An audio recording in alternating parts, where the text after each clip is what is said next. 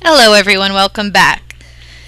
So, in this lecture, we're going to be looking at roughly the same time period as the lecture on capitalism previous to it, but we're going to be looking at political developments and the blossoming of democracy during the first 3 to 5 decades, first half century really, of the 19th century. But we're going to be looking at how this democratic flowering is really limited to white men, hence the title of the lecture, A White Man's Democracy. Now, quick memory refresher here. When Jefferson won the election in 1800, he referred to it as the Revolution of 1800. In part, this was because an exceptional thing had taken place. One faction of elites, the Federalists, had conceded power to another after an electoral process had determined which was more supported, right, by the representative institutions of that country. In other words, there was no coup. The system of representation worked like it was supposed to. But there was also a deeper revolution Jefferson referred to, and that was this growing spirit of democracy. So we're going to look at the rise of democracy during this time period, but we're also going to note its limitations.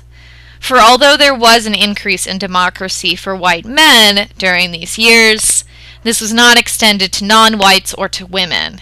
And in fact, in many regards, these groups of people became less free and more oppressed than they were before. So what did white men get during this period?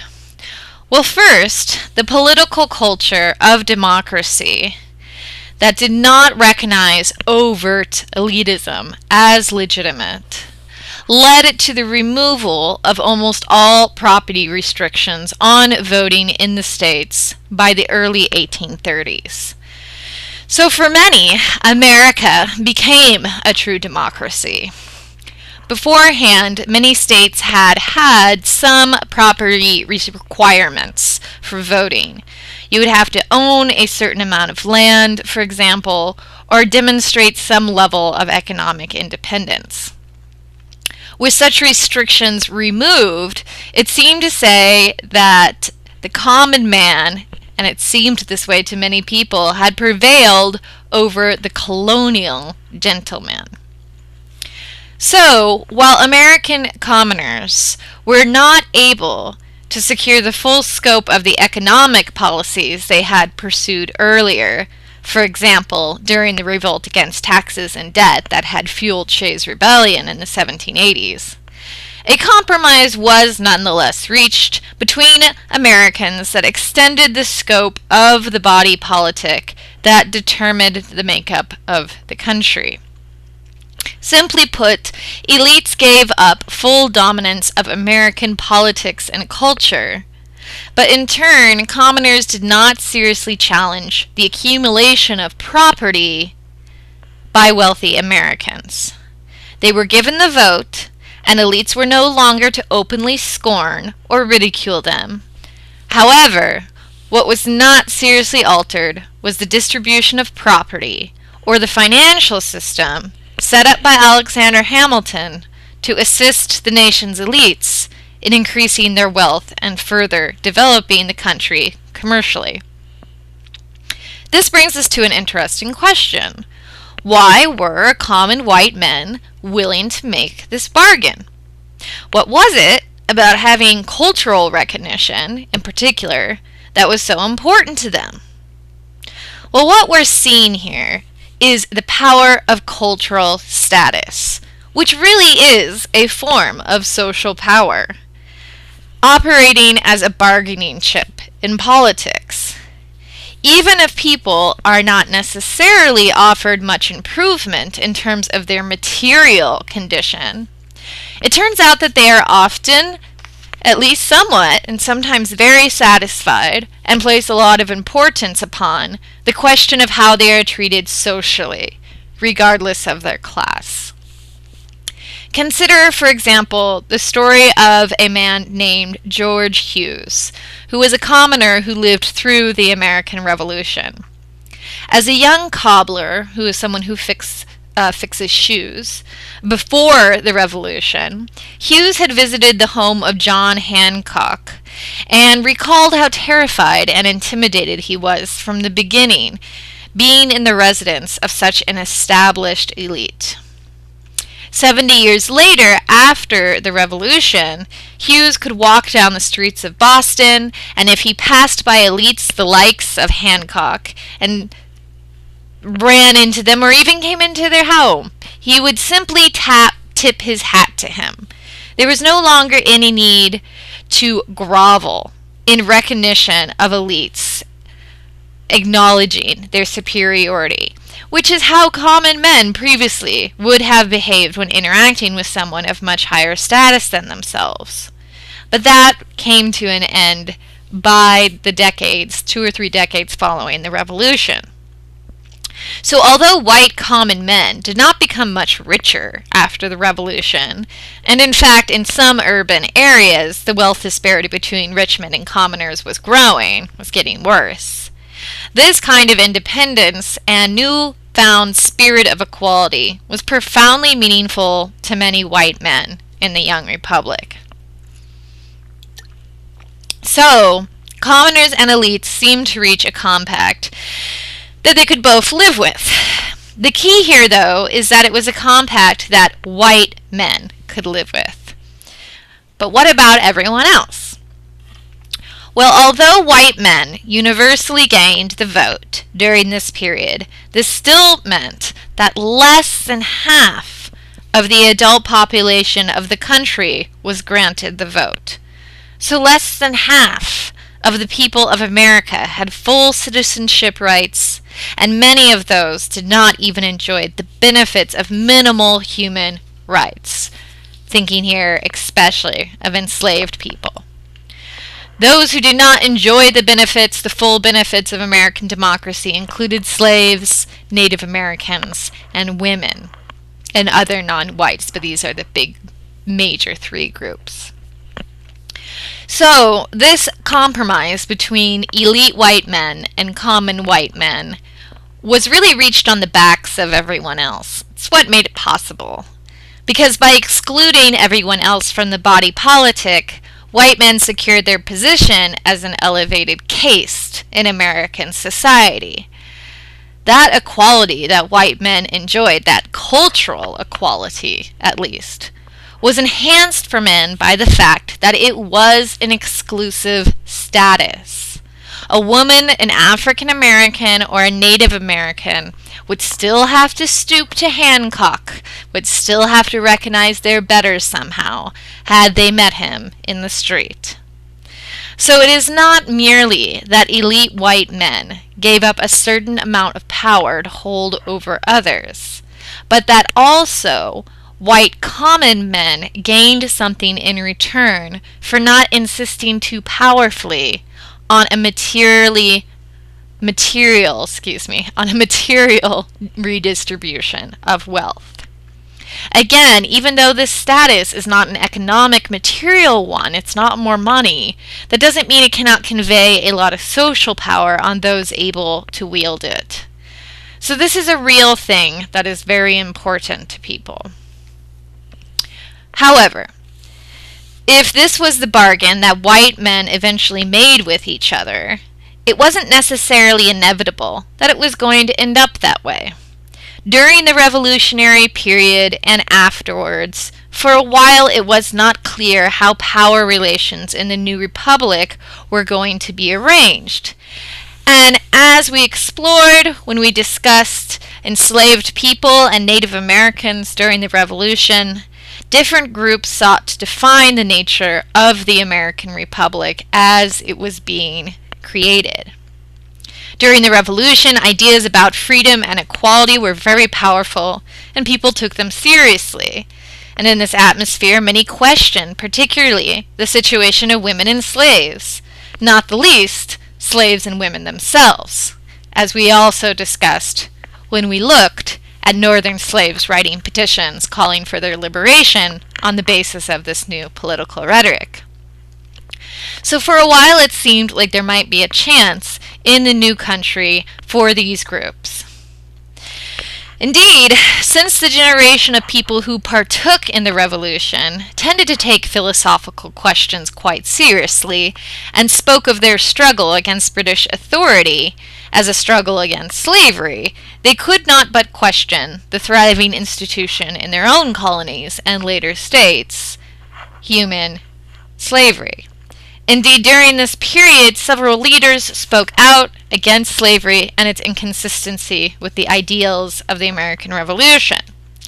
Thomas Jefferson, for example, who was himself a large slave owner, even claimed that he viewed slavery as an evil. And in 1784, he tried to pass a bill that would have barred slavery from all the western territories of the new country, and it almost passed.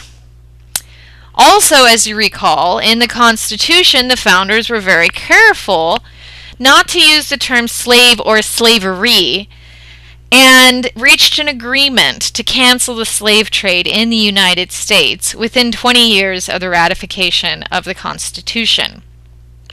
And although the founders included the notorious three-fifths clause that counted slaves as three-fifths of a person for the purpose of congressional representation, they were careful to refer to slavery only by a euphemism, quote, those bound to service for a term of years, end quote. And this is evidence, right? It's indicative of a sense of shame and embarrassment about slavery, that they wouldn't simply use the word slavery and slaves. And it seemed to many that with time, slavery would eventually dissolve as an institution in the new country, and many people were hopeful about this. Now in the North, where the economic structure and system was only indirectly connected to slaveholding, things seemed to move according to plan. Within 30 years, all northern states abolished slavery, either prohibiting slavery at the outset upon ratifying the Constitution, like Vermont did, or creating gradual emancipation laws of various sorts that abolished slavery within a generation or two, like New York and Pennsylvania. Moreover, when the 20-year protection for the slave trade written into the Constitution was up in 1808, the United States went ahead and abolished the slave trade.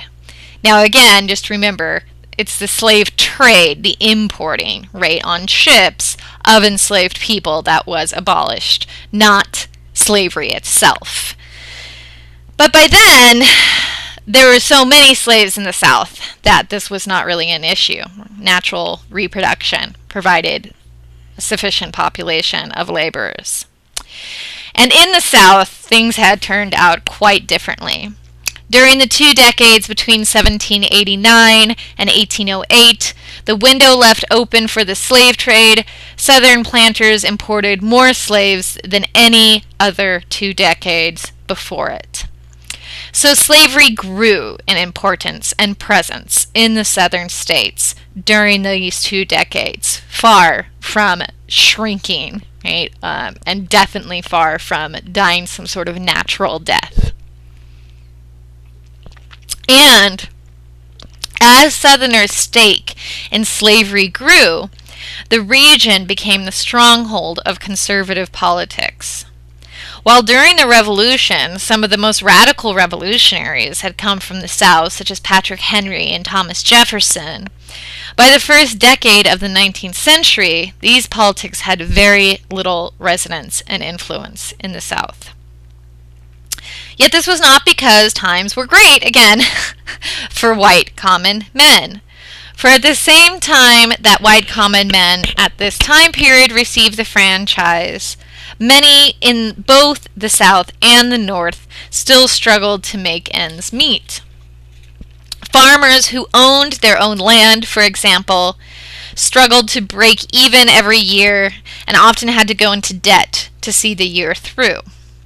Farmers who did not own their own land, on the other hand, and worked either as wage laborers of land tenants or sharecroppers, sought to reach the goal of land ownership, but often without success. Meanwhile, in the cities, more and more artisans became wage laborers in the growing industrial sector. Apologies for that late bullet point there. And felt dependent on the work provided them by their superiors. Now, this was humiliating and very upsetting for a lot of these men, since, as we've discussed so much, a powerful strain of political thought in this culture was that you had to be financially independent in order to be virtuous. So this created a lot of anxiety and discontent.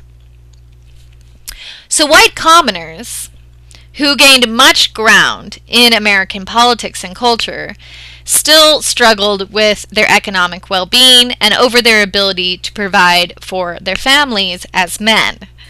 And although their cultural status was shored up on one side by the new democratic political culture, on the other hand, this did not square with the constant struggle many men endured to make ends meet. So not surprisingly, this leads to a growing anxiety. Anxiety is one of the greatest psychological forces in all of history. And this disjunction, right, this cognitive dissonance, if you will, between the way men had gained cultural status and yet were still constantly in threat of becoming dependent economically, made white men very concerned about, very concerned, very sensitive about losing the status they had obtained by becoming indigent or desperately poor. Right? They're very concerned about that. Again, aggravating an already frustrating situation was the cultural and economic pressure to live up to their image of themselves as independent white men. The image that justified their newfound cultural and political equality. So in this context of frustration and anxiety, many white commoners, both in the North and the South, saw in slavery and enslaved themselves and black people in general symbols of what they most reviled. When they viewed slaves, they saw the social position that signified for them the most frightening nightmare. Now you would think perhaps that this might lead them to being opposed to slavery. After all, if it would be so horrible for them, why would it be acceptable for anyone else? However, anxiety, especially when power and status is at stake, often does not work in rational ways. And as is often the case with anxiety, this dynamic of fear led to a growing hatred of the object they feared, which was, in this case, enslaved people. And during the first decades of the 19th century, we see more and more white common men expressing their superiority, their perceived, right, superiority to enslaved people and celebrating their relative position as free men. The fact that they were not slaves, no matter how poor, was repeatedly emphasized by the hatred and disgust piled on top of the idea of the slave. Not surprisingly, this led to even more rigid concepts of race than were already at play. For one of the most effective ways of asserting superiority over the position of slavery was to establish whiteness as inherently superior to blackness, to make it ever more clear that a white person is not a slave, while a black person is almost always one. For example, very clear illustration of this dynamic, in American popular culture of the period, we see the emergence of the minstrel show. It especially gets going in the 1830s. This form of entertainment featured white men with blackened faces who performed in front of a white crowd of mostly common white men.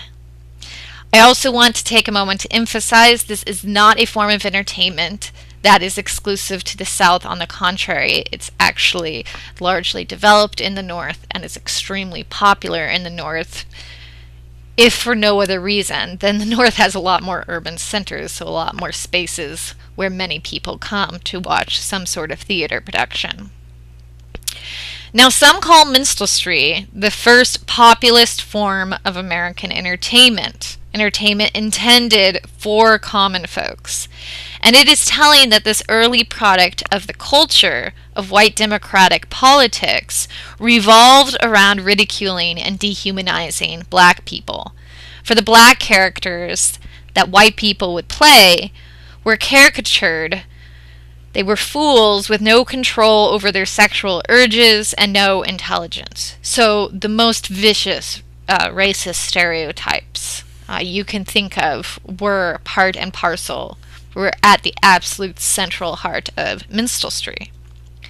So as white men of different ethnic groups congregated to watch the minstrel show, they celebrated their shared whiteness through these displays of racism. Right? They're not laughing with enslaved and black people. They're laughing at them.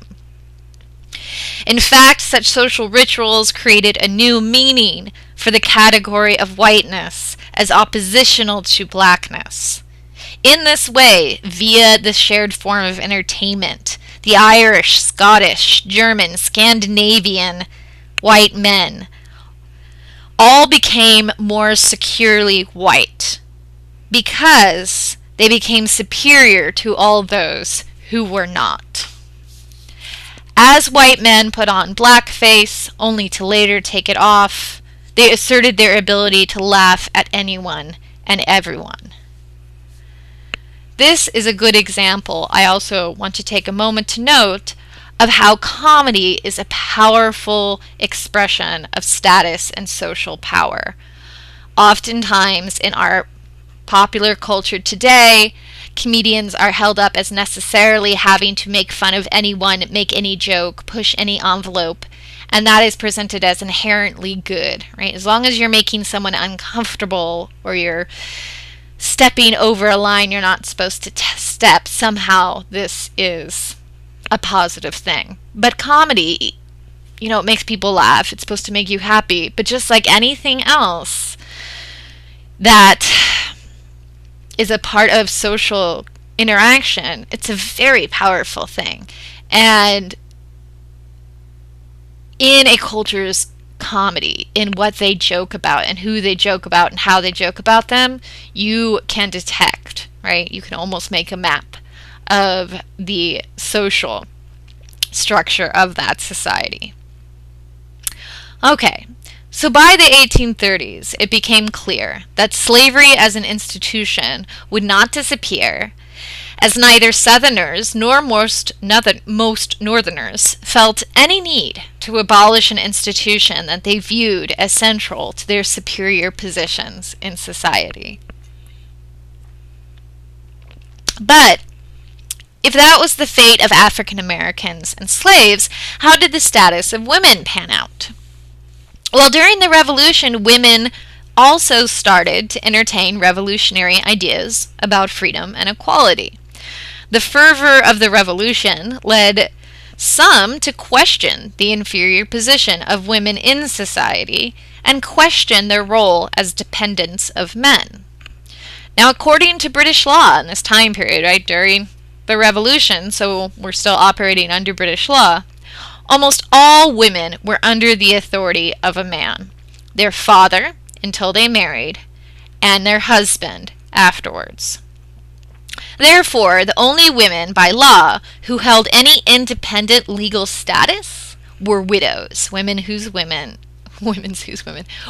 husbands had died. However, during the revolutionary struggle, women had joined the conflict. They helped the cause in a variety of ways. The most famous contribution was making homespun clothing for Americans who refused to purchase British-made clothing in the boycott. And as women participated in the struggle and shared in the success of the revolt, some wondered if the new ideas about freedom and equality could also be applied to them, as well as to men.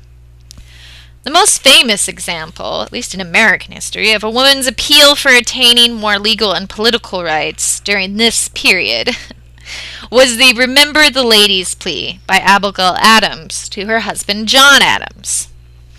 In 1776, as leaders discussed the possibility of declaring independence, Abigail asked John, who was off at the Continental Congress that was debating the issue, to, quote, remember the ladies and to be more generous and favorable than your ancestors, end quote.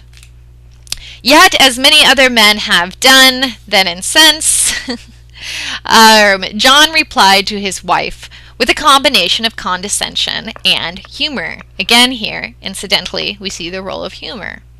He told her that, quote, we have only the names of masters, hinting comically that women really rule their husbands as it is, and he went on to say that if they give up their legal superiority, if men give up their legal superiority, they will suffer from the complete tyranny of women, right? This joke is timeless, it would seem, right? Men ruled by their wives. I'm sure you're familiar with modern versions of it.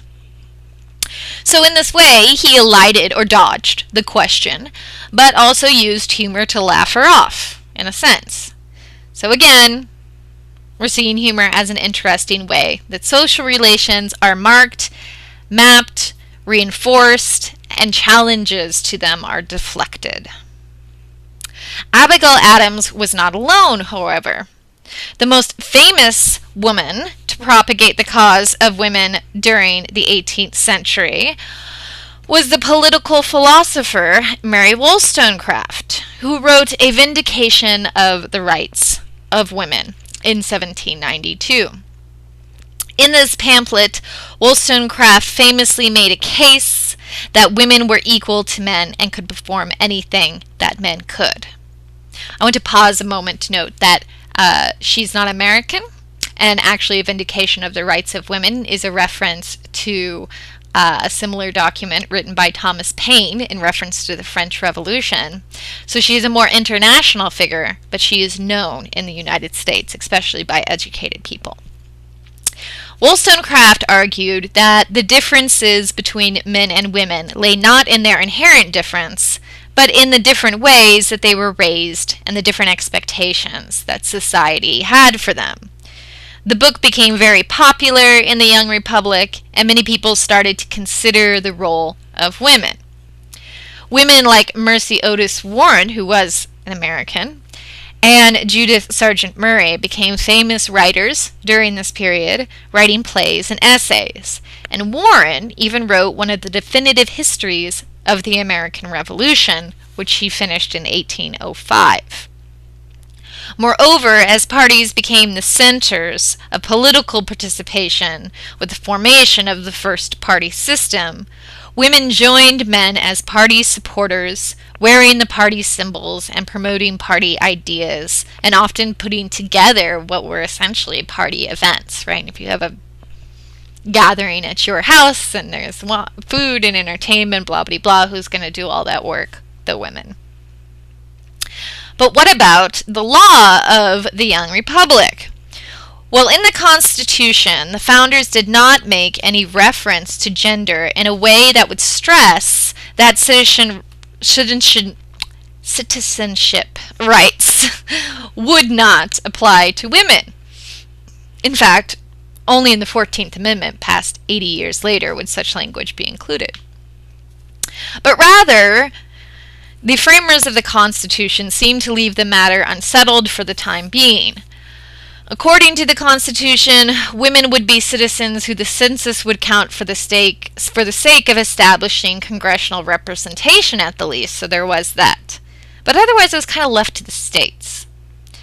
And one state, New Jersey, decided to carry the language of the Revolution to its logical conclusion by granting several hundred women the right to vote. Since the right to vote was granted only to property owners at this point, most women as wives and daughters under the law did not own property and therefore could not vote. But several hundred widows who owned enough property did vote in New Jersey for a short time period.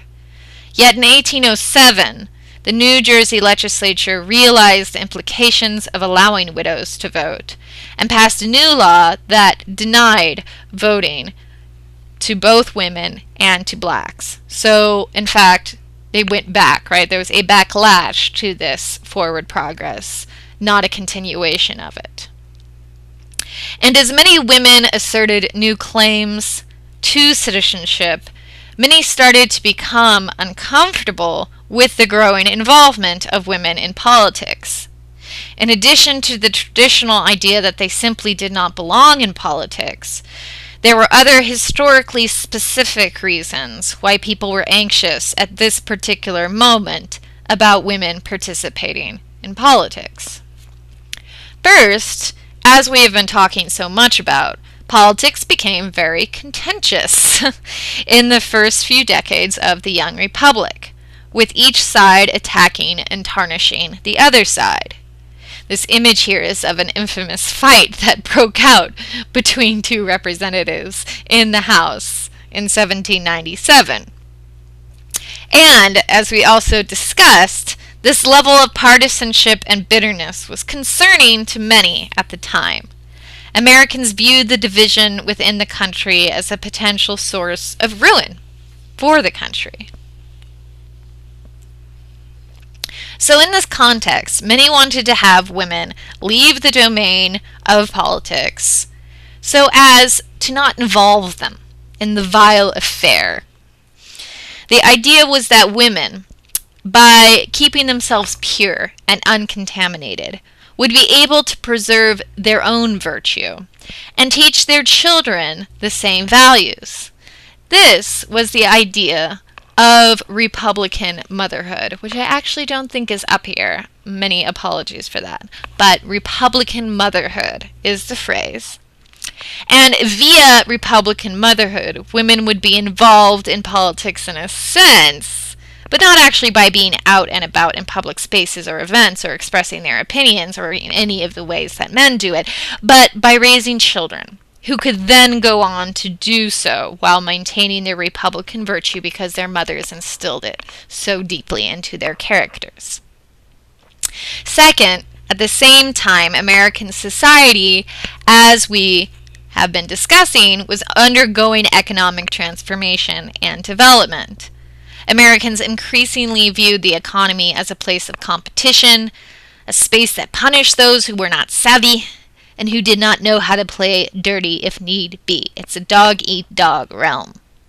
So, as both public realms, politics and the economy, were viewed as contentious and ethically suspect, Americans developed the ideology of the separation between private and public spheres. According to this ideology, the public sphere was a place for competition among men. It was a dangerous place, a place that ruined those who did not know how to avoid the many pitfalls awaiting behind every corner. By contrast, the private sphere became the safe place, the safe haven for Americans. And the people who were most fit to oversee the private sphere were women, who could cultivate and nurture their homes as shelters from the storm raging outside. So these public and private spheres are not only separate, but they are gendered, right? The public sphere is male, the private sphere is female. Consequently, Americans started to advocate for women to not participate in public affairs and remain instead within the domestic sphere, where they could raise their children according to devout Christian and Republican ideals. Women were also responsible for providing their husbands with the relief of a warm home at the end of their hard day outside the house.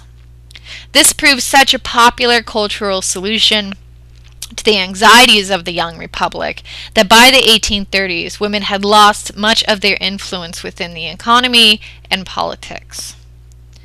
So the new realms of private and public spaces did two things. First, the ideology of separate spheres was both a way for Americans to make amends for the growing feeling that public life had become immoral.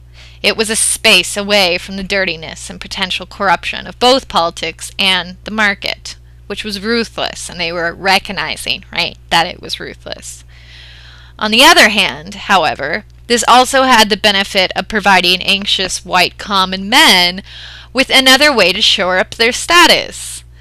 Having the public space as a solely masculine space, again, established their superiority, and also offered another way to maintain a sense of masculinity in the face of the threat of failing to be sufficiently economically independent. So although after the revolution for a while it seemed like a window opened for various groups to join the body politic and to enjoy the fruits of Republican self-rule, in the end only white men were able to achieve many of their goals. In fact, to a great extent, we can view white men as striking a bargain between themselves that would create manhood and whiteness as superior categories, and as a result, everyone else was left out. It would take many years and many political movements to start to change that, and indeed, this process is still going on to this day.